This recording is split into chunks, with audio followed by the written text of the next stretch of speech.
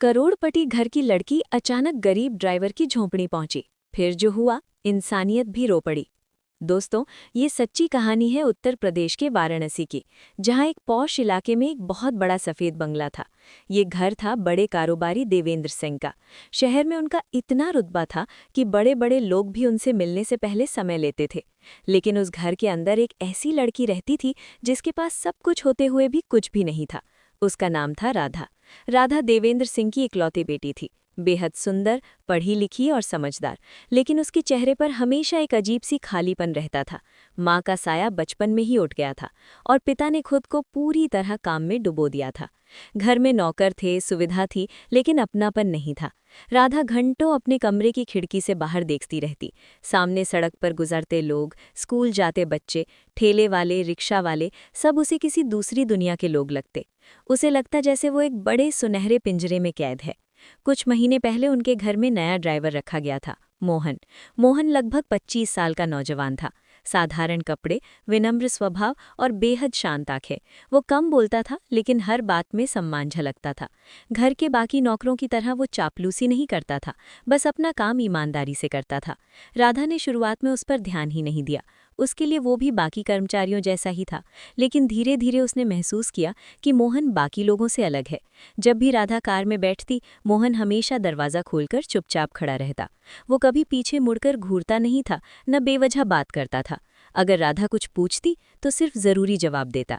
एक दिन कॉलेज से लौटते समय राधा ने देखा कि ट्रैफिक में एक बूढ़ा आदमी सड़क पार नहीं कर पा रहा था।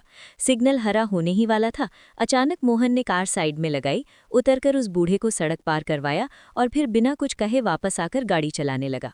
राधा पहली बार उसे ध्यान से देखने लगी। तुम लेट हो जाओगे, उसने धीमे से कहा। मोहन ने आईने में देखे बिना जवाब दिया। कोई बात नहीं मैडम। उन्हें ज्यादा धीरे धीरे तंग गलियों में पहुंचने लगी। चमकते शोरूम खत्म हो गए, उनकी जगह छोटी छोटी दुकानें आ गई। फिर दुकानें भी खत्म हो गई और सामने झुग्गियों की कतार शुरू हो गई। राधा ने पहले कभी ऐसी जगह कदम नहीं रखा था। कार आगे नहीं जा सकती थी, इसलिए उसने पैदल चलना शुरू किया। चारों तरफ कच्ची जमीन, टूटी झोपड़ियां, नंगे पैर खेलते बच्चे, धुएं की गंध और गरीबी की चुप्पी। काफी पूछताछ के बाद वो एक बहुत छोटी, लगभग टूट चुकी झोपड़ी के सामने खड़ी थी। उसका दिल जोर जोर से धड़क रहा था। उसने धीरे से दरवाज़ा खटखटाया। अंदर से बहुत कमज़ोर आवाज़ आई। कौन है बेटा? राधा ने दरवाज़ा खोला। अंदर जो उसने देखा, उसे देखकर उसकी सांस जैसे रुक गई। एक बूढ़ी औरत फटे बिस्तर पर पड़ी थी, चेहरा पीला, आंखें धुंधली सी हुईं और पास में खाली दवा की शीशियाँ। वो समझ गई ये मोहन की माँ है। राधा कुछ बोल नहीं पाई, बस वहीं खड़ी रह गई। बूढ़ी औरत ने उसे ध्यान से देखा और धीमे से पूछा, मोहन आया क्या बेटा? राधा की आंखें भर आईं। वो समझ गई मोहन यहाँ नहीं है और शायद बहुत दिनों से नहीं आया। उसी पल पहली बार राधा को अपने दिल में एक ऐसा दर्द महसूस हुआ जो उसने पहले कभी नहीं जाना था। वो धीरे धीरे अंदर आई और चारों तरफ नज़र दौड़ाई। झोपड़ी के भीतर जैसे जीवन नहीं, सिर्फ संघर्ष बचा था। एक टूटी हुई चारपाई, कोने में रखा मिट्टी का चूल्हा, आधी भरी पानी की बाल्टी और दीवार पर टंगी भगवान की धुंधली फीकी तस्वीर। छत के कुछ हिस्सों से धूप की पतली किरणें अंदर आ रही थी, जिससे कमरे की वीरानी और साफ दिख रही थी। गरीबी यहाँ सिर्फ दिखाई नहीं दे रही थी, बल्कि हर चीज़ से टपक रही थी, जैसे हवा तक में अभाव घुला हो। राधा के कदम खुद ब खुद उस बूढ़ी औरत के पास जाकर रुक गए। बूढ़ी औरत ने कांपते हाथ से उसका चेहरा छूने की कोशिश की, लेकिन कमजोरी इतनी थी कि हाथ बीच में ही थरथराने लगा और फिर थक कर नीचे गिर गया। बेटी, मोहन को बोलना जल्दी आ जाए, कई दिन से गया है, दवा भी खत्म हो गई, उसने टूटी और सूखी आवाज़ में कहा, जिसमें उम्मीद से ज़्यादा इंतज़ार झलक रहा था। राधा का गला अचानक भर आया। वो चाहकर भी सच नहीं बोल पाई कि उसे खुद नहीं पता मोहन कहाँ है, कब आएगा या आएगा भी या नहीं। उसने बस चुपचाप आगे बढ़कर उनका हाथ थाम लिया। वो हाथ बुखार से तप रहा था, जैसे आग पर रखा हो। राधा ने तुरंत आसपास देखा, न कोई दवा, न खाने का कोई सामान, न किसी के होने का कोई निशान। उसे समझते देर नहीं लगी कि मोहन अपनी माँ को इस हालत में छोड़कर मजबूरी में ही गया होगा, शायद पैसे जुटाने के लिए। उसके अंदर बेचैनी बढ़ने लगी। उसने झट से अपना फ़ोन निकाला, बाहर निकलकर आसपास की मेडिकल दुकान का पता पूछा और लगभग दौड़ते हुए वहां चली गई। कुछ देर बाद वो दवाइयाँ, बिस्कुट, पानी की बोतल और एक छोटा सा दूध का पैकेट लेकर लौटी। बूढ़ी औरत उसे ऐसे देख रही थी जैसे किसी ने अंधेरे। किसी का साथ होना ही सबसे बड़ी दौलत है। उसने बहुत सावधानी से उनकी चादर ठीक की ताकि ठंड न लगे। बाहर निकलते समय उसने पास वाली झोपड़ी में रहने वाली एक औरत को बुलाया और उससे विनती की कि वो रोज़ आकर इन्हें देख लिया करे। उसने उसके हाथ में कुछ पैसे भी रख दिए।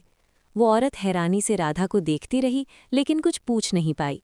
जब राधा वापस अपनी कार तक पहुंची तो उसके कदम बेहद भारी थे, जैसे हर कदम पर दिल पीछे छूट रहा हो। शहर वही था, सड़कें वही थीं, लोग वही थे, लेकिन उसे सब कुछ बदला हुआ लग रहा था।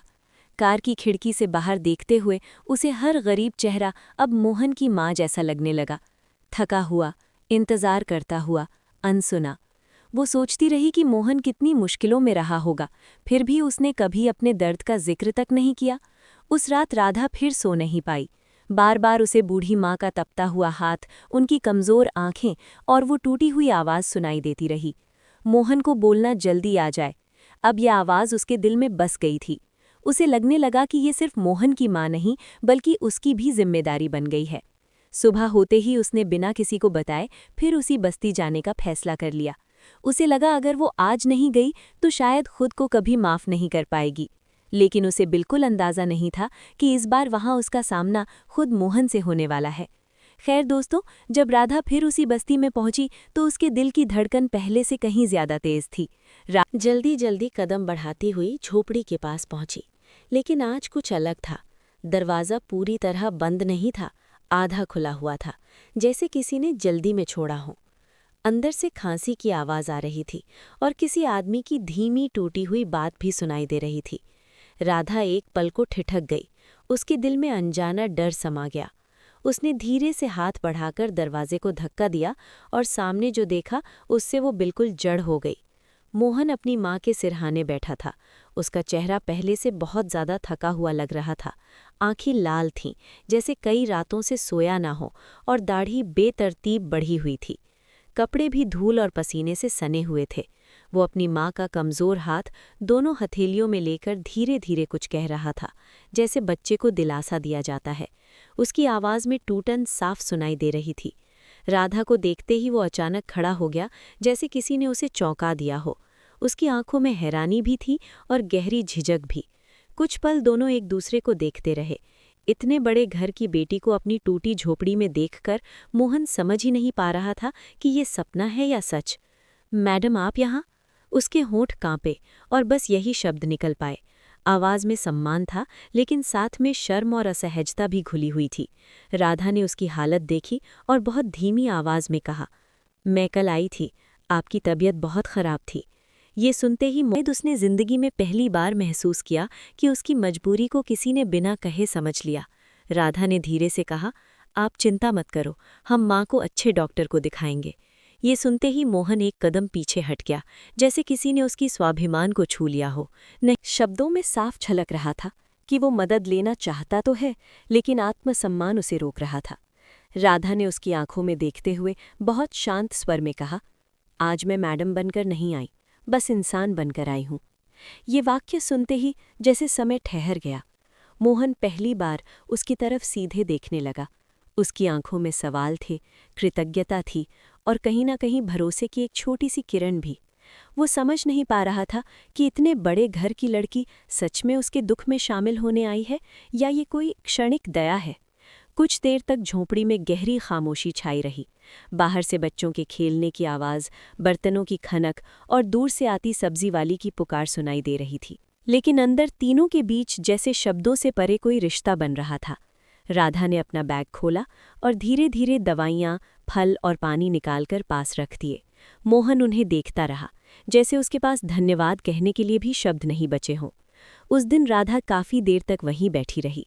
उसने बूढ़ी माँ को दवा दी, पानी पिलाया, उनका सिर सहलाया और उनसे धीरे धीरे बातें करती रही। माँ भी कभी कभी आंखें खोलकर उसे देख लेती, जैसे मन को तसल्ली हो रही हो कि कोई अपना पास बैठा है। मोहन बस चुपचाप ये सब देखता रहा। उसके चेहरे पर पहली बार हल्की सी राहत दिखाई दी, जैसे लंबे समय बाद उसके कंधों से थोड़ा बोझ उतर गया हो। जब राधा उठकर जाने लगी तो बूढ़ी माँ ने अचानक उसका हाथ कसकर पकड़ लिया। उनकी पकड़ कमज़ोर थी, लेकिन भावनाएं बहुत गहरी थीं। फिर आएगी ना बेटी? उनकी आवाज़ में डर था, अकेले छूट जाने का डर। राधा की आंखें भर आईं। उसने झुककर बहुत स्नेह से उनके माथे पर हाथ फेरा और धीमे से कहा, हाँ, मैं फिर आऊंगी। मोहन ने भी उसकी तरफ देखा, जैसे कुछ कहना चाहता हो, लेकिन शब्द नहीं मिल रहे थे।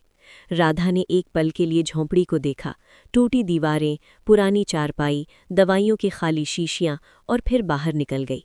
लेकिन उसे बिल्कुल अंदाजा नहीं था कि अगली बार जब वो आएगी तब सब कुछ बदल चुका होगा। खैर दोस्तों, पछतावा, दर्द और बेबसी सब कुछ था। राधा की आंखें भी भर आईं, लेकिन उसने खुद को संभाले रखा। अंतिम संस्कार की तैयारी शुरू हुई। बस्ती के लोगों ने मिलकर सब काम संभाल लिया, लेकिन असली सहारा राधा बनी रही। उसने हर जरूरी चीज का इंतजाम किया, बिना दिखावे के, बिना किसी को बताए कि वो कौन है। मोहन बार बार उसे देखता, जैसे समझ ही नहीं पा रहा हो कि ये सब उसके लिए कौन कर रहा है। जब चिता जलने लगी तो मोहन दूर खड़ा उसे देखता रहा।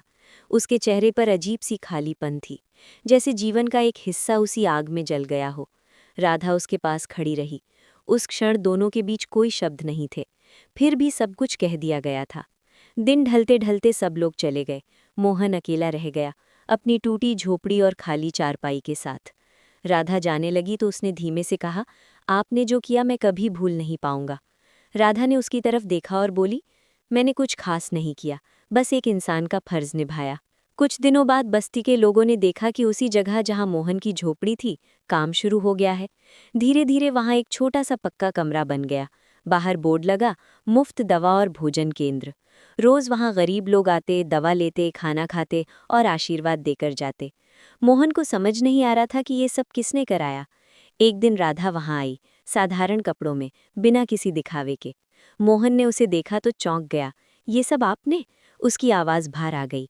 राधा ने हल्की मुस्कान के साथ कहा, आपकी माँ चाहती थी कि कोई भी भूखा या बीमार यहाँ से खाली ना जाए, बस उनकी इच्छा पूरी कर रही हूँ। मोहन की आंखों से आंसू बह निकले। उसने पहली बार सिर झुकाकर धन्यवाद कहा, लेकिन राधा ने उसे रोका। धन्यवाद मत कहो, अगर सच में कुछ करना चाहते हो तो यहाँ आने वाले लोगों की सेवा करना, उसने कहा। उस दिन के बाद मोहन ने वही काम संभाल लिया। वो हर आने